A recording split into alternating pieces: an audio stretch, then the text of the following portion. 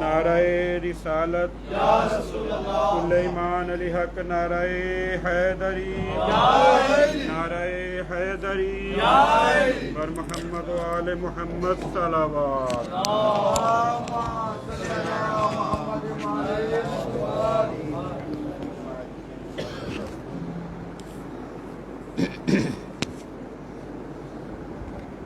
محمد و آل محمد صلوات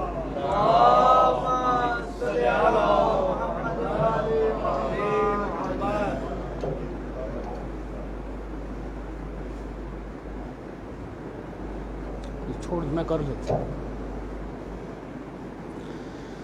تمام احباب سے التماس ہے شہدائے ملت جعفریہ کی بلندی درجات کے لیے صدر اسلام سے آج تک راہ محبت و ولایت میں جان دینے والوں کے لیے بالخصوص وہ بھی بانیان رسول دنیا سے چلے گئے اور بعد میں ان کا کوئی فاتحہ پڑھنے والا نہیں رہا، انہیں یاد کرتے ہوئے اپنے اپنے مرحومین کو یاد کرتے ہوئے اور بالاخص جن احباب نے بھی ان 14 روزہ جلوس کے انعقاد میں جس حوالے سے حصہ لیا ہے، ان سب کے مرحومین کے لیے بھی ایک مرتبہ سورہ فاتحہ اور 3 بار سورہ توحید کی تلاوت فرما۔ اعوذ باللہ من الشیطان الرجیم، بسم اللہ الرحمن الرحیم، الحمدللہ رب العالمین الرحمن الرحیم مالک یوم الدین، ایاک نعبد و ایاک نستعین، اہدنا الصراط المستقیم، صراط الذین انعمت علیہم غیر المغضوب علیہم ولا الضالین۔ بسم اللہ الرحمن الرحیم، قل هو اللہ احد اللہ الصمد، لم یلد ولم یولد ولم یکن له کفوا احد۔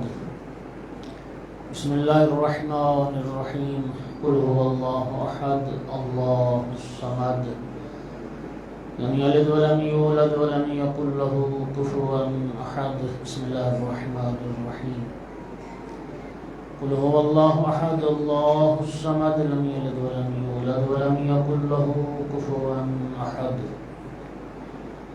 اللهم اغفر للمؤمنین والمؤمنات والمسلمین والمسلمات الاحیاء منهم والاموات، اللهم تابع بیننا وبینهم بالخیرات انک مجیب الدعوات انک علی کل شیء قدیر وانت بالاجابۃ حق جدیر۔ اللهم صل علی محمد وعلی محمد، صلوات سارے حضرات۔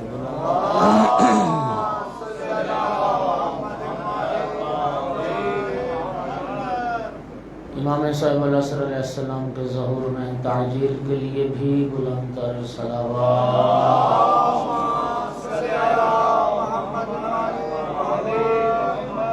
اعوذ باللہ من الشیطان اللعین الرجیم، بسم اللہ الرحمن الرحیم، الحمدللہ رب العالمین والعاقبۃ للمتقین والجنة للمؤمنین والنار للمنافقین، الحمد للہ الذی جعلنا من المتمسکین بولایت علی بن ابی طالب واولاده المعصومین۔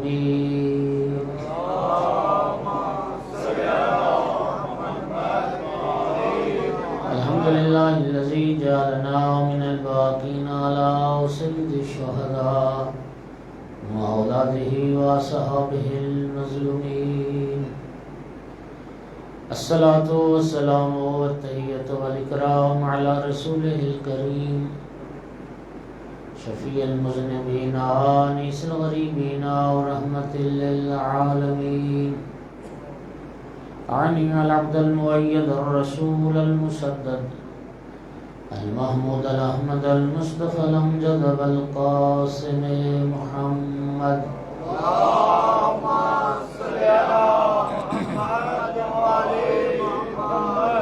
ثم الصلاة والسلام والتحیۃ والاکرام علی آلہ الطیبین الطاہرین المعصومین المنتجبین المنتخبین المظلومین، واللعنة الدائمة على أعدائهم ملونين من يوم عداوتهم إلى قيام يوم الدين وبعد يوم الدين أما بعد فقال سبحانه وتعالى في كتابه المجيد أعوذ بالله من الشيطان الرجيم بسم الله الرحمن الرحيم هل أتى على الإنسان حين من الدهر لم يكن شيئا مذكورا إنا خلقنا الإنسان من نطفة أمشاج نبتليه فجعلناه سميعا بصيرا.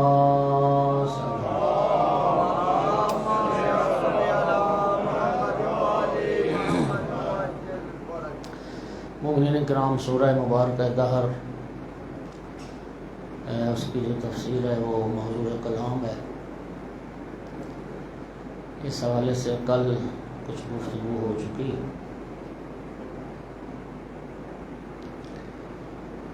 اس صورت میں خداوند عالم نے انسان کی تخلیق پر بات کی ہے. ویسے 3 حوالوں سے قرآن پاک میں مختلف مقامات پر 3 طرح کے تخلیق کی بات رب نے کی ہے. کائنات کی تخلیق، اس میں ارض و سما کی تخلیق، اور پھر انسان کی تخلیق. اس سورہ مبارکہ دہر میں انسان کی تخلیق کا اللہ پاک نے تذکرہ فرمایا ہے، اور اسی لیے پھر اس سورت کا نام بھی سورۃ الانسان ہے. سامعین گرامی، ارشاد پروردگار عالم ہے هل أتى على الإنسان حين من الدهر لم يكن شيئا مذكورا. کیا انسان پر ایک ایسا زمانہ نہیں گزرا کہ جب یہ قابل ذکر شے نہیں تھا. اب وہ کون سا زمانہ تھا؟ کل اشارہ کیا، مفسرین کی رائے مختلف ہے. زیادہ تر مفسرین نے یہ لکھا کہ یہی انسان کسی مٹی سے خلق ہوا، مٹی کے ذرات سے بنا. ہوا ہے، پانی ہے، مٹی ہے، وہ اربع عناصر. تو یہ سارے اجزاء جن سے انسان بنا، ایک وقت تھا کہ وہ سب اس کائنات میں گم تھے اور انسان کا ذکر تک نہیں تھا. بعض نے فرمایا کہ نہیں، رحم مادر میں نطفہ کے قرار پانے کے بعد وہ جو کیفیات تھی، نطفہ تھا، علقہ تھا، مضغہ تھا، اللہ پاک فرماتا ہے وہ بھی ایک ایسی چیز تھی کہ قابل ذکر نہیں تھی. تو یہ حل کل بھی عرض کیا کہ تاکید کے معنی میں ہے. آپ احباب اگر محبت تھوڑی سی کر لیں، جو پیچھے بیٹھے ہیں یہ خالی جگہ پر ہو جائے تو ماحول ذرا اچھا ہو جائے.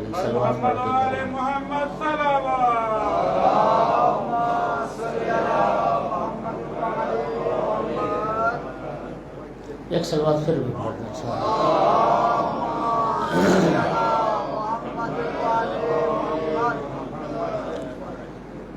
سامعین گرامی، تو حل مفسرین نے فرمایا کہ قد کے معنی میں تحقیق کے لیے آتا ہے کہ یقیناً ایک زمانہ انسان پر ایسا گزرا ہے. انسان نہیں تھا، اللہ تعالیٰ نے عدم سے اسے وجود عطا کیا، پھر یہ قابل ذکر ہوا. ایک وقت تھا کہ یہ انسان نہیں تھا. بعد نے لکھا کہ اللہ کے علم میں تھا. اللہ کے علم میں تو تھی ہر چیز، لیکن اس دنیا میں اس وقت انسان نہیں تھا. ایک دور ایسا گزرا ہے اس انسان پر. یہ اس کریم کا کرم ہے کہ خداوند عالم نے عدم سے وجود عطا کیا ہے اور پھر انسان کو اشرف المخلوقات بنایا ہے.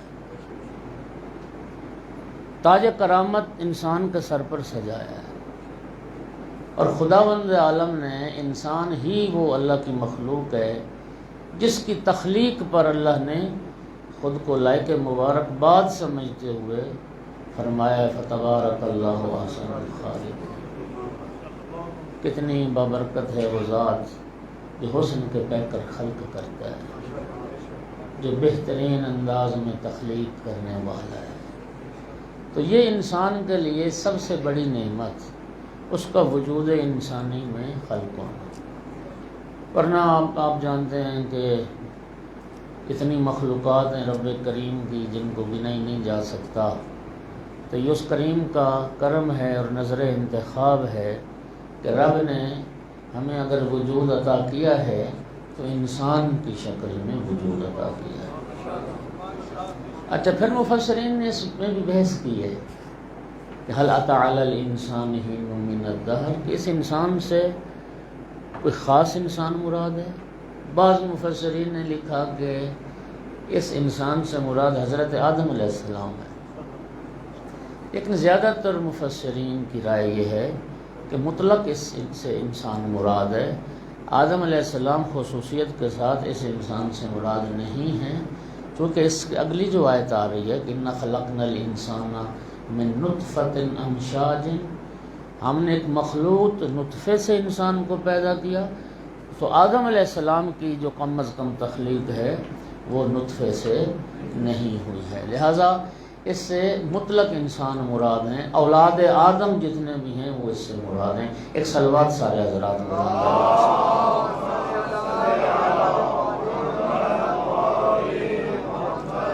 اچھا، ایک وقت تھا کہ انسان قابل ذکر ہی نہیں تھا، شے ہی نہیں تھا، تو پھر ذکر کیا ہوتا؟ اگلی آیت میں پھر ارشاد فرمایا فَإِنَّا خَلَقْنَا الْإِنسَانَ مِن نُطْفَةٍ أَمْشَاجٍ نَبْتَلِيهِ، بے شک ہم نے انسان کو امشاج مشج سے یا مشج سے، جس کا معنی ہے مخلوط، ایک مخلوط نطفے سے ہم نے انسان کو خلق کیا ہے۔ اب یہ جو نطفہ مفرد ہے، امشاج اس نطفہ کی جو جمع آئی ہے، صفت آئی ہے، وہ جمع ہے۔ تو اس میں مفسرین لکھتے ہیں کہ اس چیز کی طرف اشارہ ہے کہ یہ جو نطفہ انسانی ہے، یہ بھی کئی اس میں چیزیں ہیں جن سے وہ مرکب ہوا ہے، لہٰذا یہ اگرچہ وہ جو بہت سارے چیزیں اس میں اللہ پاک نے رکھی نا ایک نطفے میں، اس کی وجہ سے یہ جمع کا صیغہ استعمال ہو۔ اب نطفہ امشاج مخلوط، بہت سارے مفسرین نے اور حدیث میں بھی ہے کہ مرد اور عورت کے مخلوط اس نطفے سے انسان کی تخلیق ہوئی ہے۔ یہ جو مخلوط کہا گیا ہے یہ اس مرد عورت کے اس مخلوط کی طرف اشارہ ہے۔ بعض مفسرین کہتے ہیں کہ نہیں، وہ خود جو انسانی ایک نطفہ ہے اس میں بھی بہت ساری چیزیں ہیں، اس میں تو چونکہ سائنسی علوم سے اتنی شناسائی نہیں ہے، نہ مجھے وہ اصطلاحات آتی ہیں، لیکن میں تفسیر پڑھ رہا تھا، میں حیران ہو گیا کہ ایک انزال جو مرد کا ہوتا ہے، اخراج ہوتا ہے، اس میں 500 ملین تک وہ جرثومے ہوتے ہیں، اس کو سپرم کہتے ہیں، ان میں سے ایک آدھ ہوتا ہے جس سے انسان کی تخلیق ہوتی ہے۔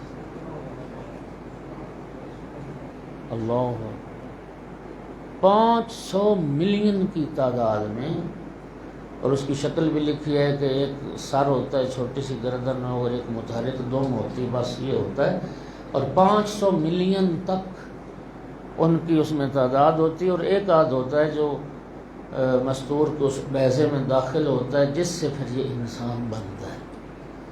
اور اسی ایک وہ جو سپرم ہے، اسی میں اللہ تعالیٰ نے کیا کچھ رکھ دیا، یعنی باپ اور ماں کی طرف سے وراثت میں، باپ کی طرف سے وراثت میں جو چیزیں آ رہی ہیں، اسی سپرم میں ساری چیزیں رب نے رکھی ہوئی ہیں۔ اس لیے تو مولا امیر المومنین علیہ السلام نے فرمایا تھا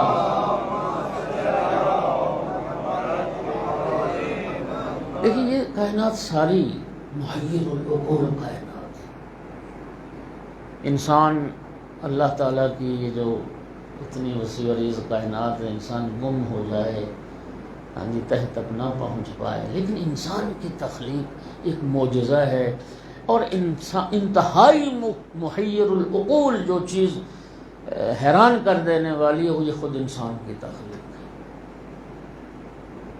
اس لیے تو مولا امیر المومنین علیہ السلام نے فرمایا تھا اتزعم انک جرم صغیر وفیک انت والعالم الاکبر۔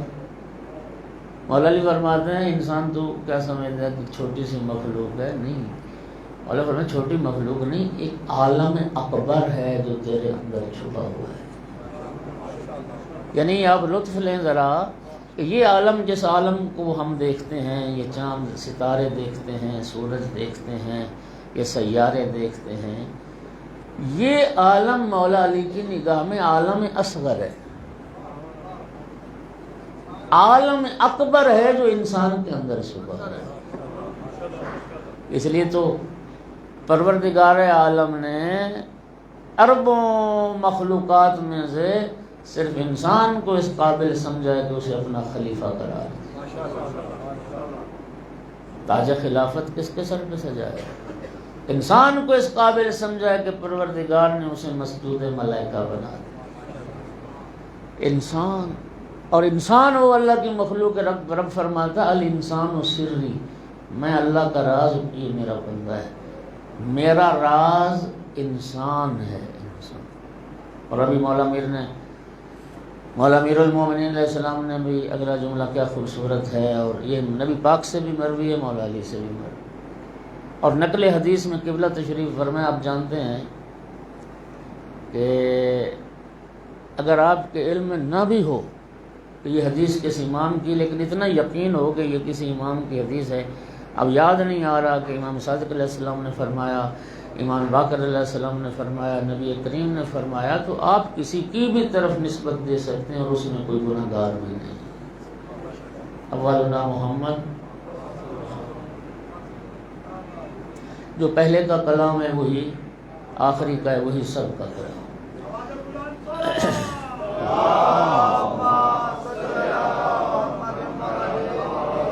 اور اس لیے مولا امیر المومنین علیہ السلام نے کیا فرمایا کہ من عرف نفسہ فقد عرف ربہ، یہ انسان اللہ کا راز ہے، اور اس انسان نے جس نے خود کو پہچان لیا اس نے خدا کو پہچان لیا۔ خود شناسی خدا شناسی کا ذریعہ ہے۔ صلوات پڑھتے ہیں۔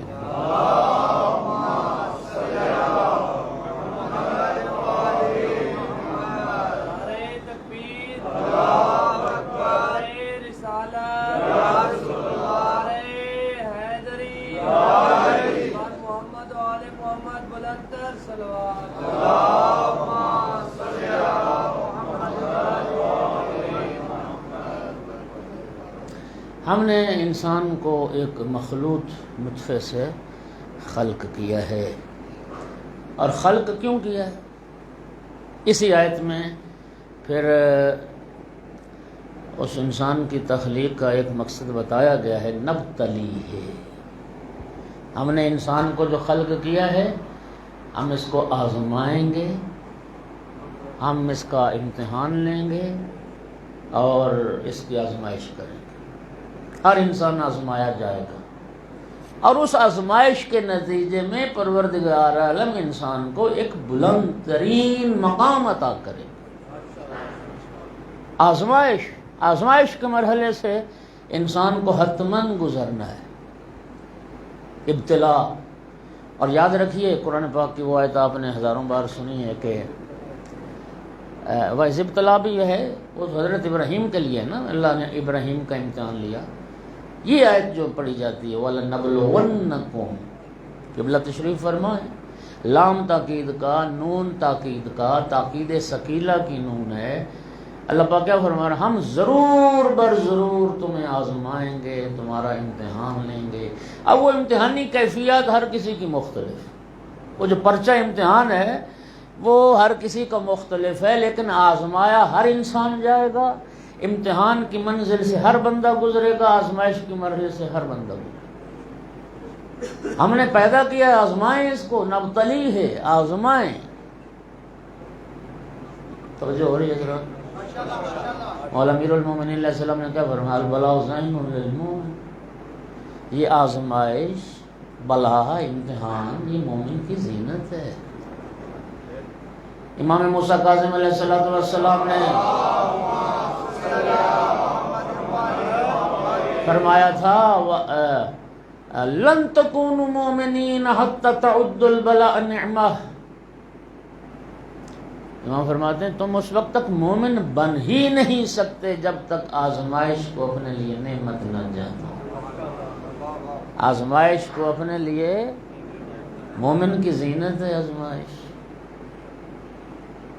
انبیاء کو آزمایا اللہ نے، اشد الناس بلاء الانبیاء۔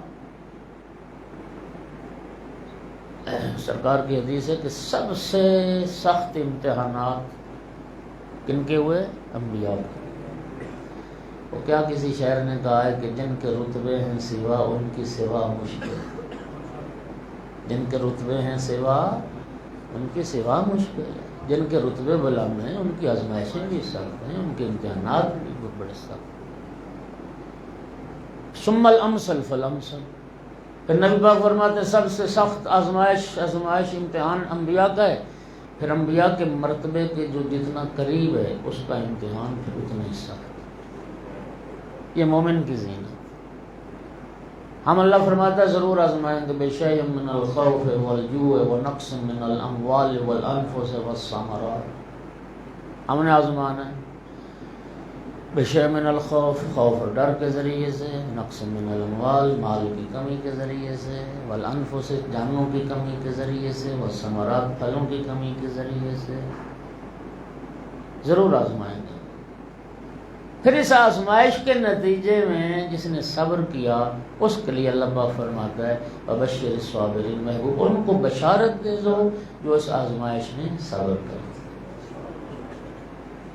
ان کے لیے پھر اللہ پاک نے جنت کی بشارت دی ہے جو صبر کرنے والے۔ اِنَّا خَلَقْنَا الْإِنسَانَ مِن نُطْفَةٍ أَمْشَاجٍ نَبْتَلِيهِ، ان آزمائش کے مرحلے سے گزرے گا انسان۔ فَجَعَلْنَاهُ سَمِيعًا بَصِيرًا، چونکہ ہم نے اس کو آزمانا ہے اس لیے اللہ پاک فرماتا ہے پہلے ہم نے ایسے تھوڑی آزمانا ہے، امتحان سے پہلے کچھ کام رب نے کیے ہیں، اس کی وجہ سے وہ آزمائے گا۔ ایک تو فَجَعَلْنَاهُ سَمِيعًا بَصِيرًا، اللہ پاک فرماتا ہے ہم نے انسان کو سماعت بھی دی ہے، بصارت بھی دی ہے، دیکھنے والا بھی بنایا ہے، سننے والا بھی بنایا ہے۔ اور یہ اچھا دیکھیے جتنے تعقلات ہیں، معقولات ہیں، بیشتر انسان انہی حواس کے ذریعے سے حاصل کرتا ہے۔ علم، معرفت، شعور کے بنیادی طور پر دو معتبر اور بہت بڑے ذرائع ہیں، ایک بصارت، ایک سماعت۔ انسان سن کے سیکھتا ہے، انسان دیکھ کے سیکھتا ہے۔ اس لیے اللہ تعالیٰ نے ورنہ باقی جو قوا اللہ نے عطا کی ہے ان کا بھی بڑا دخل ہے، لیکن سماعت اور بصارت یہ دو ایسی چیزیں ہیں کہ جن کا کردار بہت اہم ہے۔ اور اگلی بات جو ہے وہ یہ ہے کہ اس میں سمیعاً کا ذکر بصیراً سے پہلے ہوا ہے۔ بعض مفسرین نے یہ لکھا کہ یہ جو سماعت ہے نا انسان کی، یہ ماں کے شکم سے کام شروع کر دیتی، اگرچہ اس وقت بچہ شعور میں نہیں ہوتا، لیکن بچہ ماں کے شکم سے آوازیں سننا شروع کر دیتا ہے۔ اس لیے خدا بند عالم نے انسان کے سمیع ہونے کا تذکرہ پہلے کیا ہے اور بصیر ہونے کا تذکرہ بعد میں کیا ہے۔ دیکھتا دنیا میں آنے کے بعد ہے، لیکن سننے والا کام ماں کے شکم سے وہ شروع کر دیتا ہے۔ اور البتہ اگر آنے والا بچہ سلسلہ عصمت کی کوئی کڑی ہو تو وہ ماں کے شکم میں سنتا بھی ہے، بولتا بھی۔ ایک صلوات پڑھ دیں محمد و آل محمد کی ذات سے۔ توجہ ہوگی حضرات؟ اچھا، سمیعاً بصیرا۔ اس کے بعد اگلی آیت اللہ پاک نے کیا فرمائی؟ ارشاد پروردگار ہوا انا ہدیناہ السبیلا اما شاکرا وَإِمَّ كَفُورًا۔ ہم نے ہدایت کر دی ہے، یہ جو ہدایت نہ ہو، یہ ہو ضمیر اس انسان کی طرف لوٹ رہی ہے کہ اسی انسان کو بتحقیق ہم نے ہدایت کر دی ہے۔ اب اس ہدایت کے نتیجے میں اما شاکرن و اما کفورا، اگر شاکر بن جائے تو اس کی مرضی ہے، اور کفور بن جائے تو اس کی مرضی۔ یقین فرمائیے یہی انسان کا امتیاز ہے، شرف ہے۔ او بھائیو، نبتلی ہے، اربوں خربوں کی مخلوقات ہیں، انسان کے شمار میں نہیں، حساب میں نہیں، واحد انسان ہے جس کو اللہ تعالیٰ نے آزمائش کے قابل سمجھا ہے، جس کو خداوند عالم نے مکلف ٹھہرایا، اور کسی مخلوق کو انسان نے آزمائش کے قابل نہیں سمجھا ہے۔ مومنین ذرا توجہ کریں کہ جنہوں نے نا حیاتیات پر ماہرین نے بحث کی ہے، انہوں نے نا مشترکات ڈھونڈے ہیں کہ نباتات اور انسان میں کتنی چیزیں، کتنی قدریں مشترک ہیں۔ مثلا نمو پانا، بڑھنا، نشو و نما، یہ نباتات میں اور انسان میں مشترک چیز ہے۔ اسی طرح کی کچھ 30 کے لگ بھگ ماہرین نے چیزیں تلاش کی ہیں جو انسانوں میں بھی پائی جاتی ہیں، جو نباتات میں بھی پائی جاتی، پودوں میں پائی جاتی۔ پھر ماہرین نے حیوانات اور انسان کی جو مشترکات ہیں وہ تلاش کی ہیں۔ 50 کے قریب چیزیں ایسی ہیں جو انسانوں میں بھی پائی جاتی ہیں اور جانوروں میں بھی پائی جاتی ہیں۔ اچھا، جانوروں میں سے بندر جو ہے وہ ماہرین کہتے ہیں کہ 80% بندر اور انسان میں چیزیں مشترک ہیں۔ 80% جو ہے نا بندر میں اور انسان میں مشترکات ہیں۔ صرف 20% چیزیں ہیں جو انسان کو بندروں سے ممتاز کرتی ہیں، جو انسان میں پائی جاتی ہیں وہ ان میں نہیں پائی۔ توجہ کیجیے، یہ جتنے امتیازات انسان کے دوسری مخلوقات کے مقابلے میں بیان کیے گئے، یہ سب کے سب مادی وہ امتیازات ہیں جن کا ایک وجود اور بدن سے تعلق ہے، وہ امتیازات۔ ذرا سمجھیے گا کیا عرض کر، یعنی ایک حیوان کے بدن کی جو ضروریات ہیں، ایک انسان کے جو بدن کی ضروریات ہیں، وہ چیزیں انسان میں اور حیوان میں مشترک ہیں۔ یہ مشترکات صرف انسان کے بدن کی بنیاد پر ہیں۔ اب کوئی مت سمجھے کہ ہم صرف 20 درجے بندر سے اوپر ہیں۔ اصل چیز جو انسان کو انسان بناتی ہے، جس نے اس کو اشرف المخلوقات بنایا ہے، وہ اس کا ادراک ہے، وہ اس کی عقل ہے، وہ اس کا شعور ہے۔ آپ ساری دنیا کے توجہ کیجئے گا، ایک انسان کلیات کو درک کرتا ہے۔ یہ انسان کی عقل اس بات پر پہنچتی ہے کہ ہر معلول کی کوئی علت ہوتی ہے۔ یہ قاعدہ کلیہ کہ صرف انسان درک کر سکتا۔ یہ انسان سمجھتا ہے کہ 2 اور 2 4 ہوتے ہیں، حیوان تو نہیں سمجھتے کہ ہر معلول کی علت ہے۔ یہ انسان سمجھتا ہے کہ عالم متغیر ہوتا ہے اور ہر متغیر حادث ہوتا ہے، یہ حیوانات نہیں سمجھتے۔ انسان کو جس چیز نے تمام مخلوقات سے ممتاز بنایا ہے، وہ اس کی معرفت، وہ اس کا عقل، وہ اس کا ادراک اور اس کا شعور ہے۔ ورنہ 80% ہم اور بندر آپس میں شریک ہیں 80% چیزوں میں جو بدن کی ضروریات ہیں، اور انہی بدن کی ضروریات جو انسان کے بدن کی صفات ہیں، جو بدن کے تقاضے ہیں، انہی کی طرف دیکھتے ہوئے قرآن پاک میں خداوند عالم نے جس انسان کی اتنی تعریف کی، سنیے 50 کے لگ بھگ مقامات ہیں جہاں انسان کے اللہ نے عیب بھی بیان کیا، جہاں اللہ تعالیٰ نے انسان کے نقائص کو بھی بیان کیا، جہاں اس انسان کی خرابیوں کو بھی بیان کیا۔ میں چند آیات پڑھتا ہوں۔ انہو لیئوس، انہو لیئوس، اللہ پاک فرما رہے ہیں یہی انسان ہے جو سب سے زیادہ مایوس ہوتا ہے. کوئی جانور مایوس نہیں ہوتا، کوئی بھیڑ بکری مایوس نہیں ہوتی. وہ مولا امیر المومنین کا فرمان یہاں میں ضرور سناؤں گا. ایک صلوات ذرا پڑھیے.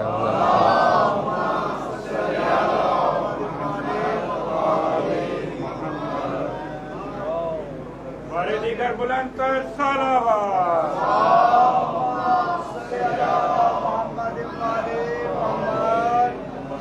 50 کے قریب انسانی جو نقائص ہیں، جو خامیاں ہیں، وہ قرآن میں رب نے بیان کی. میں چند بیان کروں.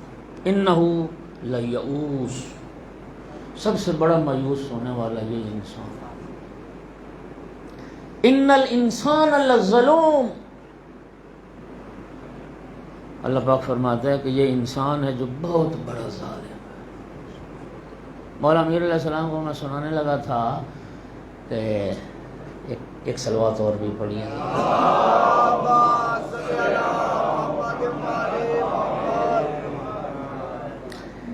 یہی رزق کا معاملہ دیکھ لیں. مولا علی فرماتے ہیں رزق کے معاملے میں توکل علی اللہ پرندوں سے سیکھو. ایمان سے بتائیے، میں آپ ہم سب ان پرندوں کو اللہ کے رازق ہونے پر زیادہ یقین ہے یا ہمیں؟ کیا حالات ہو گئے تھے جب کرونا کی وجہ سے بازار بند تھے جی. ہر بندہ ایک مشکل سے گزرا ہے نا جی. پریشانی میں تھے نا، سارے لوگ پریشانی میں تھے. لیکن آپ کیا سمجھتے ہیں کہ پرندے پریشان تھے، حیوانات پریشان تھے؟ اس لیے مولا فرماتے ہیں کہ انسان ہے جو مایوس ہوتا ہے. تم توکل علی اللہ پرندوں سے سیکھو. صبح نکلتے ہیں روزی کی تلاش میں، شام پلٹتے ہیں جب گھروں کو تو کسی پرندے کی چونچ میں آنے والے دن کے لیے کوئی دانہ نہیں ہوتا. ان کو یہ یقین ہے کہ جس رب نے آج روزی دی وہ کل بھی ہوگا اور روزی دے گا. یہ ہمارے بینک بھرے پڑے ہیں پھر بھی پریشان ہو، پتہ نہیں کیا ہونے والا ہے، پتہ نہیں کیا ہو جائے گا. وہ تو اتنا رب کریم ہے، علی کل شیء قدیر ہے. اور پانی میں اس نے تمہاری تصویریں بنائی، ماں کے شکم میں تیری غذا کا انتظام کیا. ہماری تخلیق سے پہلے والے اس لیے تو وہ حدیث قدسی کا جملہ ہے نا کہ اللہ پاک فرماتا ہے کہ خلقت الاشیاء لاجلک وخلقتک لاجلی. اے میرا بندہ، میں نے ساری کائنات اور ساری کائنات کی چیزیں تیرے لیے خلق کی اور تجھے میں نے اپنے لیے خلق کی. یہی انسان کا شرف ہے تمام مخلوقات میں سے، یہی انسان کا امتیاز ہے تمام مخلوقات میں سے. وہ بابا بلے شاہ تھے نا، ایک صوفی شاعر. تو میں سمجھتا ہوں کہ مولا امیر علیہ السلام کے اسی فرمان کو انہوں نے پنجابی میں نظم کیا. تو اجازت ہو تو میں 4 مصرے ان کو سناتا ہوں. تو بابا بلے شاہ نے کہا تھا کہ آسماناں تے اڑدے پنچھی ویکھتے سہی کی کردے نے. آسماناں تے اڑدے پنچھی ویکھتے سہی کی کردے نے. نہ وہ کردے رزق ذخیرہ، نہ وہ بھوکے مردے. نہ وہ کردے رزق ذخیرہ، نہ وہ بھوکے مردے نے. کدی کسے نے پنکھ بکھیرو بھوکے مردے ویکھے نے. بندے ہی کردے رزق ذخیرہ، بندے ہی بھوکے مردے. یہ بھوک کی وجہ سے خودکشیاں کون کرتا ہے؟ جنہیں انسانوں کے لیے ہم پڑھتے ہیں نا اخباروں میں، ماں بچوں سمیت نہر میں کود گئی، بچے برائے فروخت ہو گئے، اور ریلوے لائن پہ آ کے لیٹ گئے. ہاں جی فلاں نے وہ بچے مار دیے. وہی ہے کہ انسان جو ہے لیئوس. اس لیے اللہ پاک نا پھر بار بار فرماتا ہے مایوس نہ ہو، مایوس نہ ہو، لا تقنطوا من رحمت اللہ. صلوات پڑھ دو سارے.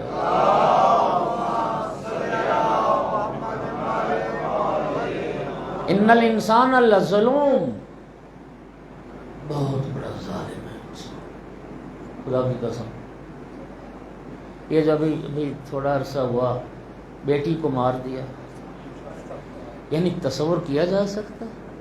یعنی ہم سچی بات یہ ہے کہ قبل از اسلام جاہلیت کے زمانے میں بیٹیوں کو زندہ مار دیتے تھے۔ اسلام میں بیٹی کا مقام ایک میرے موضوع تھا ایک سیمینار میں، اسلام میں بیٹی کا مقام۔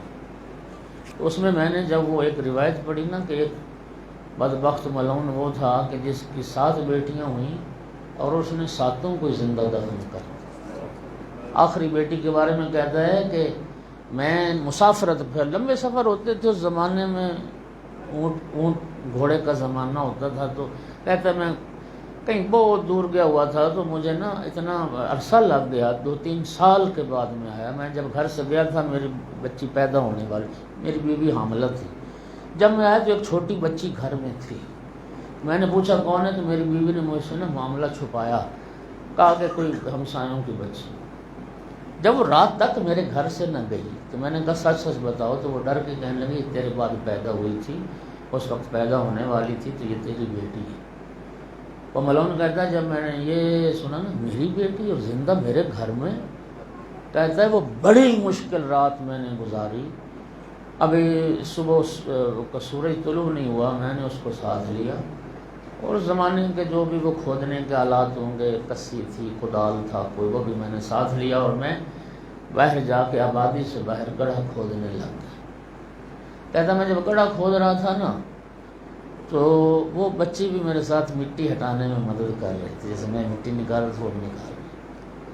اور ملعون یہ بھی کہتا ہے کہ میری داڑھی میں کچھ مٹی آ گئی تو اس بچی نے ہاتھ بڑھا کے نا میری داڑھی سے مٹی بھی نکالی۔ کہتا میں نے اس کو زندہ دفن کیا۔ میں دیکھ رہا ہوں بہت سارے لوگوں کی آنکھوں میں آنسو آ گئے۔ میں نے اس وقت بھی خدا کو گواہ بنا کے کہہ رہا ہوں، جب یہی میں روایت پڑھ رہا تھا نا، جب سیمینار میں چیخیں مار کے لوگ رونے لگ گئے تھے۔ یعنی 1400 سال کے بعد ایک کافر کا عمل، بیٹی کو دفن کرنا یوں زندہ، اور آج مسلمانوں کو ایک بیٹی کے باپ کو تڑپا کے رکھ دیتا ہے۔ یہ کیسا شقی شخص تھا کہ صرف اس لیے بچی، نو مولود بچی کو فیر مار کے اس نے قتل کر دیا کہ بیٹا ہونا چاہیے تھا، بیٹی پیدا کی، اور وہ کلمہ بھی رسول کا پڑھتا اور مسلمانی کا ایک انسان دعویٰ کرتا۔ اس لیے اللہ فرما رہا ہے ان الانسان لظلوم، سب سے بڑا ظلم کرنے والا بھی انسان ہے، فرزند رسول کا قاتل بھی انسان ہے، انبیاء کے قتل کرنے والا بھی انسان ہے، اولاد کو زندہ دفن کرنے والا بھی انسان ہے، باپ کو مارنے والا بھی انسان ہے، بیٹوں کو قتل کرنے والا بھی انسان ہے۔ پھر ایک مقام پہ فرماتا ہے انسان کی ایک کمزوری، کان الانسان عجولا، یہ انسان ہے جو بہت جلد باز ہے، یہ جلد بازی یہ اس انسان کی صفت ہے۔ کان الانسان قطورا، یہ انسان ہے جو انتہائی تنگ نظری کا شکار۔ آج دیکھ لیں عالم اسلام جن مشکلات کی بھینٹ چڑھ گیا ہے، اس میں ایک سب سے بنیادی جو سبب ہے وہ انسان کی تنگ نظری، کسی دوسرے کو برداشت ہی نہیں کرنا، نہ تو کسی کا نظریہ برداشت کرنا ہے، نہ کسی کی فکر کو برداشت کرنا ہے۔ جی یہ تنگ نظری کی وجہ سے آپ دیکھ لیں، اللہ پاک فرما رہے ہیں حیوانات میں تنگ نظری نہیں ہے، انسان ہی ہے جو تنگ نظر ہے۔ ان الانسان خلق حلوعا، پھر اللہ پاک ایک مقام پہ فرماتے ہیں انسان ہے جو انتہائی حریص پیدا ہوا، انتہائی لالچی، انتہائی حریص۔ یعنی نبی پاک کی حدیث ہے، ایک صلوات پڑھو آقا کے ذات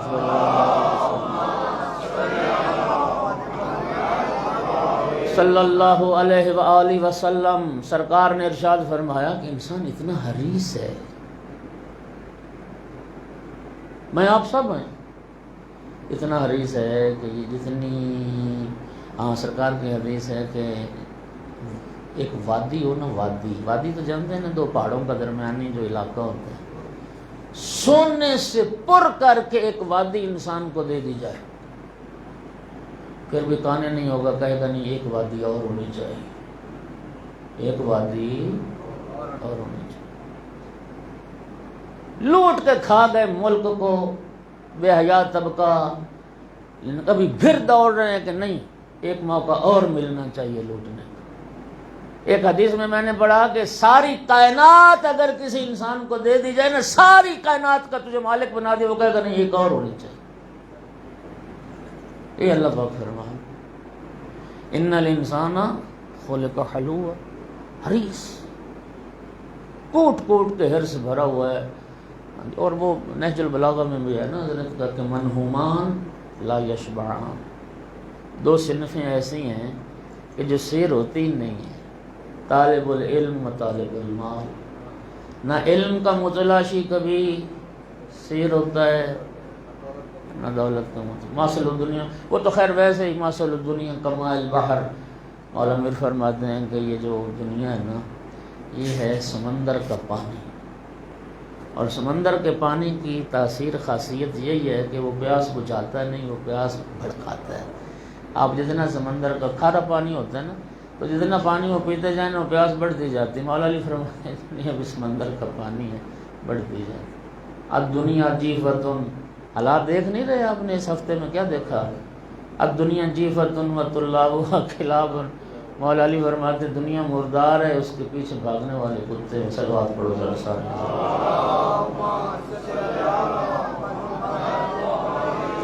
اگلی ایک کمزوری اللہ پاک نے جو انسان کی بیان کی، ان الانسان، اگلا ہے کہ اذا مسہ الشر جزوعا، تھوڑی سی تکلیف پہنچے نا انسان کو پھر بہت جزا فضا کرتا ہے، پھر بڑی چیخ و پکار کرتا ہے، پھر بے صبر ہو جاتا ہے. یہ بھی انسان کی کمزوری. پھر فرماتا ان الانسان لربہ لقنود، یہ انسان ہے جو سب سے زیادہ ناشکر ہے. یہ انسان ہے جو سب سے زیادہ ناشکر ہے، بخیل ہے سب سے زیادہ. تو میرے محترم سامعین توجہ کیجئے، یہ جتنی توجہ کرنا، یہ جتنی چیزیں، جتنی انسانی نقائص، جتنی انسان کی خامیاں قرآن نے بیان کی ہیں اور 50 کے قریب ہیں، یہ سب بدن انسانی سے ان کا تعلق ہے. لہذا انسان کو جو اشرف بناتی ہے تمام مخلوقات میں سے وہ اس کا عقل ہے، وہ اس کی معرفت ہے، وہ اس کا شعور ہے. صلوات پڑھتے ہیں محمد و آل محمد کے ساتھ. انا ہدیناہ السبیل اما شاکرا و اما کفورا. توجہ، ایک تو یہاں پہ لفظ سبیل آیا ہے اور سبیل مفرد آیا ہے. مفسرین لکھتے ہیں کہ سبیل کا مفرد آنا اشارہ ہے اس بات کی طرف کہ وہ جو سیدھا راستہ ہے نا رب تک پہنچانے والا، جسے صراط مستقیم کہتے وہ ایک ہی. سبل نہیں فرمایا، سبیل فرمایا. ہم نے راستوں کی ہدایت نہیں کی، راستے کی ہدایت کی. ایک راستہ ہے وہ سبیل ہے، اور وہ وہی راستہ ہے اہل سنت کے معتبر منابع میں نبی کریم صلی اللہ علیہ وآلہ وسلم نے جلیل المرتبہ صحابی رسول اللہ کے جناب عمار یاسر رضی اللہ تعالی عنہ، سرکار نے کیا فرمایا؟ یا عمار اذا رأیت علیا قد سلک وادیا فسلک الناس وادیا غیرہ فاسلک مع علی ودع الناس. اے عمار یاسر، اگر کبھی زندگی میں دیکھنا ساری اولاد آدم ایک راستے پر، علی تنہا دوسرے راستے پر، عمار لوگوں کے پیچھے نہ چلنا، علی کے پیچھے. وہ صراط مستقیم، وہ راہ جنت، وہ مولا علی کا ہی راستہ. اللہ پاک فرماتا ہے ہم نے ہدایت کر دی ہے انسان کو، راستہ دکھا دیا ہے. اب اس انسان کی مرضی ہے کیا اما شاکرن و اما کفورا، شکر گزار بن جائے یا کفور بن جائے. اچھا عجیب بات ہے، اللہ پاک نے یہ کیوں نہیں فرمایا اما شکورن و اما کفورا؟ یہ ایک ہی وزن کے دونوں استعمال ہو جاتے صیغے، یا شکور ہے یا کفور ہے. اللہ فرماتا ہے نہیں، شکور نہیں، شاکر، اما شاکرن و اما کفورا. یا فرما دیتا شاکرن و کافرا، اما شاکرن و اما کافرا، یا دونوں جگہ پہ فرما دیتا شکورن اما کفورا. لیکن نہیں، اما شاکرن و اما کفورا. اس میں بڑی ایک حکمت راز ہے. شاکر اس میں فاعل کا صیغہ ہے، کفور یہ مبالغہ کا صیغہ ہے. شاکر شکر کرنے والا، اور کفور بہت زیادہ کفر کرنے والا۔ البتہ میں ایک بات کی وضاحت کروں کہ یہ جو لفظ کفر ہے نا، کفر، یہ کفر شکر کے مقابلے میں بھی آتا ہے، یعنی جہاں جس کو کہتے ہیں نا کفران نعمت، نعمتوں کا جھٹلانا، انکار کرنا، اور یہ عقیدے میں بھی استعمال ہوتا ہے کہ ایک بندہ اگر توحید کا قائل نہیں تو عقیدہ توحید نہ رکھنے والا، عقیدہ رسالت نہ رکھنے والا، تو عقیدے کے انکار میں بھی یہ لفظ آتا ہے کفر، اور نعمت کے انکار میں بھی یہ لفظ آتا ہے کفر۔ اچھا، کفور اب اللہ پاک نے مبالغہ کا صیغہ استعمال کیا، اور مفسرین نے لکھا اس کا معنی یہ ہے کہ اللہ پاک یہ دنیا کو بتا رہا ہے کہ شکر کرنے والے تھوڑے ہی ہوتے ہیں، یہ شکر ہماری عبادت ہمارا شکر سب سے ضعیف منزل پہ ہوتا ہے، ہمارا کفر سب سے بلند منزل پہ ہوتا ہے۔ یعنی شکر میں ہم اتنے آگے نہیں ہوتے جتنا ہم انکار میں آگے ہوتے ہیں، جتنا ہم کفر میں آگے ہوتے ہیں، جتنی شدت کفر میں ہم اختیار کرتے ہیں اتنی شدت ہم شکر میں اختیار، شکر کے لیے ڈھیلا ڈھیلا، اور کفر میں سب سے بڑھ کے۔ صلوات پڑھو ذرا سارے ذرا۔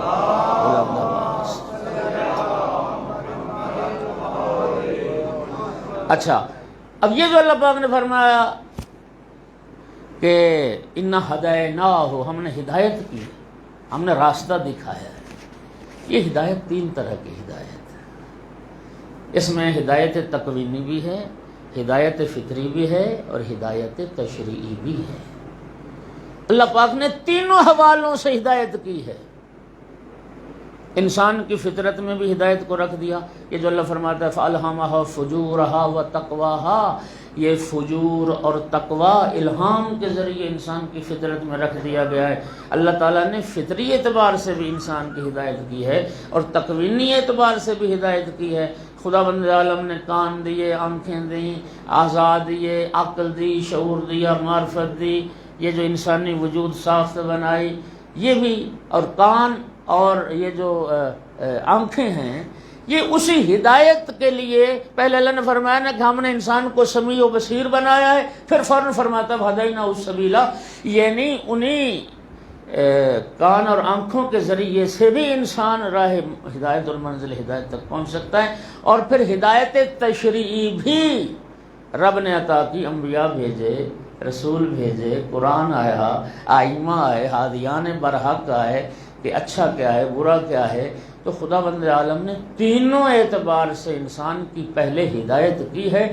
اور یہ جملہ اِنَّا هَدَيْنَاهُ السَّبِيلَ اس عقیدہ جبر کی نفی کرتا ہے جو مسلمانوں میں ایک فرقہ پایا جاتا ہے جو جبریہ کہلاتے ہیں، اور جو یہ سمجھتے ہیں کہ انسان اپنے اعمال میں، افعال و کردار میں مجبور محض ہے، انسان فاعل مختار نہیں ہے۔ یہ ہدینہ السبیل اس عقیدہ جبر کی نفی کر رہے ہیں، اور ان کا وہ نا ایک وہ کلمہ بھی بنا ہوا جس میں پڑھتے ہیں کہ خیر بھی اللہ کی طرف سے اور شر بھی اللہ کی طرف سے۔ وہ کہتے ہیں جو شر کسی انسان نے انجام دیا تو اس کے دینے میں بھی مجبور تھا، کسی نے خیر کو انجام دیا تو اس پہ بھی وہ مجبور تھا۔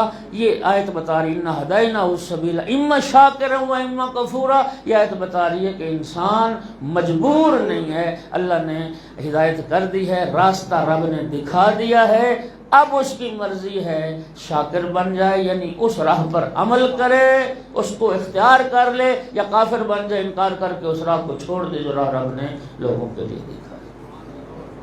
ایک صلوات پڑھ دیجیے سارے۔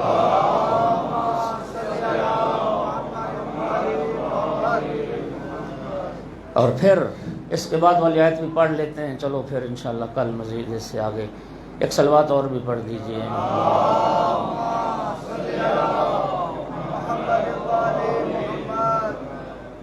اگلی جو آیت ہے وہ یہ ہے کہ اِنَّا اعْتَدْنَا لِلْكَافِرِينَ اِنَّا اعْتَدْنَا لِلْكَافِرِينَ سَلَاسِلَ اِنَّا اعْتَدْنَا لِلْكَافِرِينَ سَلَاسِلًا وَأَغْلَالًا وَسَعِيرًا، اور ہم نے کافرین کے لیے تیار کر دیا ہے۔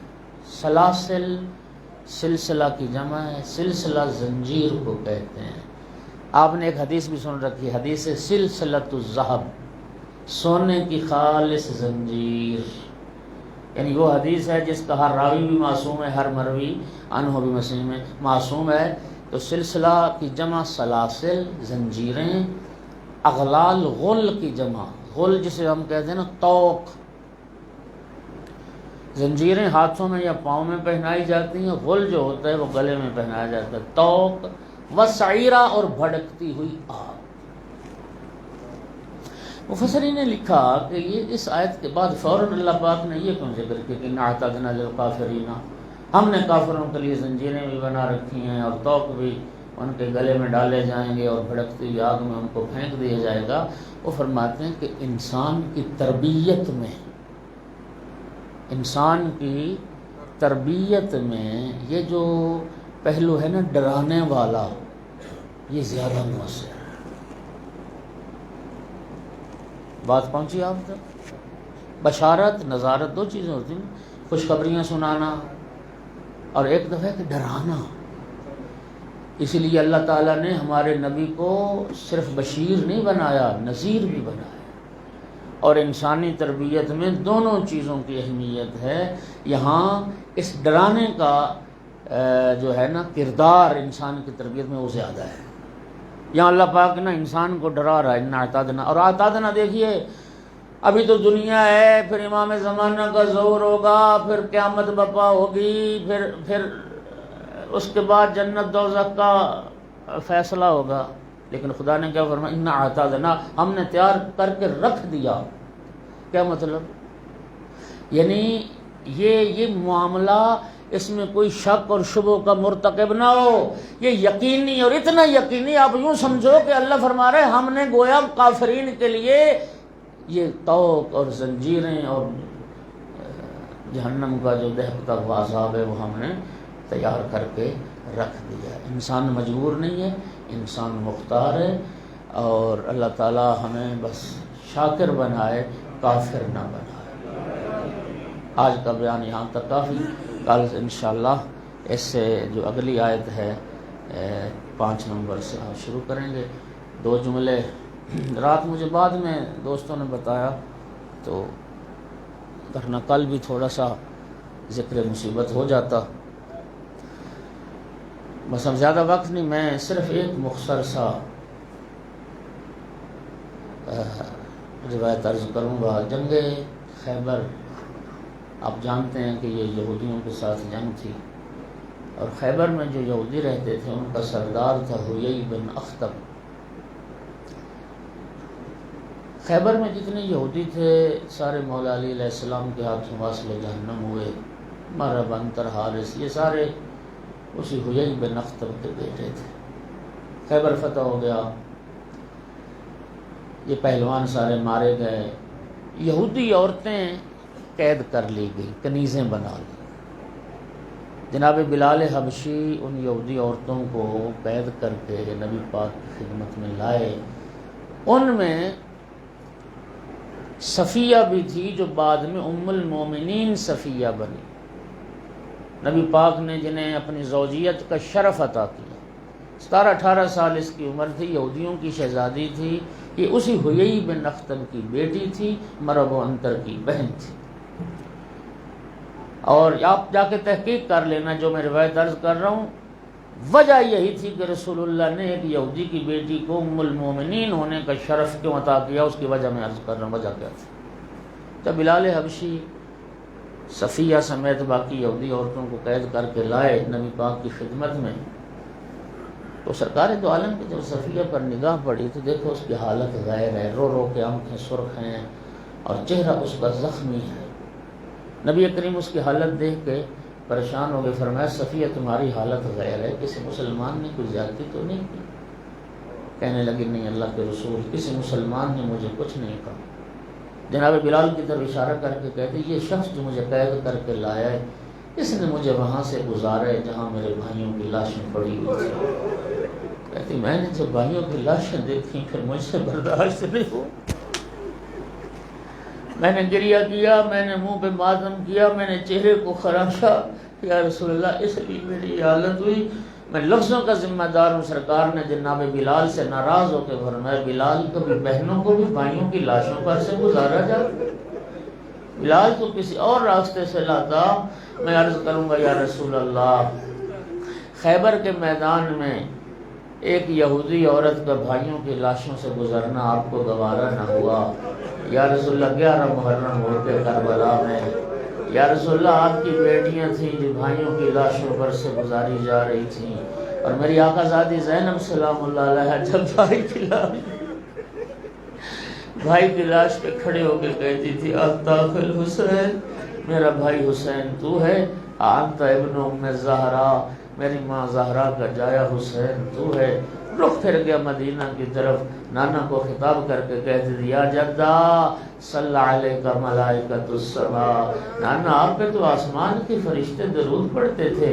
ھذا حسین مرمل بالدماء، ھذا حسین بالعراء، یہ آپ کا حسین ہے جو خاک کربلا پر پڑا ہے، جو خاک و خون میں غلطان مقطع الاعضاء، جس کے اعضاء قطع کر دیے گئے، مسلوب الامامت والرضا، جس کے لباس کو مسلمان لوٹ کے لے گئے، اور پھر ایک درد بھرا جملہ گا یا جدہ بناتوں کا سبایا، نانا دیکھ تیری بیٹیاں قیدی بنا لی گئی، تیری بیٹیوں کے ہاتھوں میں رسن پہنا دیے گئے۔ الا لعنۃ اللہ علی القوم الظالمین، سیعلم الذین ظلموا ای منقلب ینقلبون۔ کریم اللہ بحق محمد و آل محمد علیہ السلام اس ذکر کو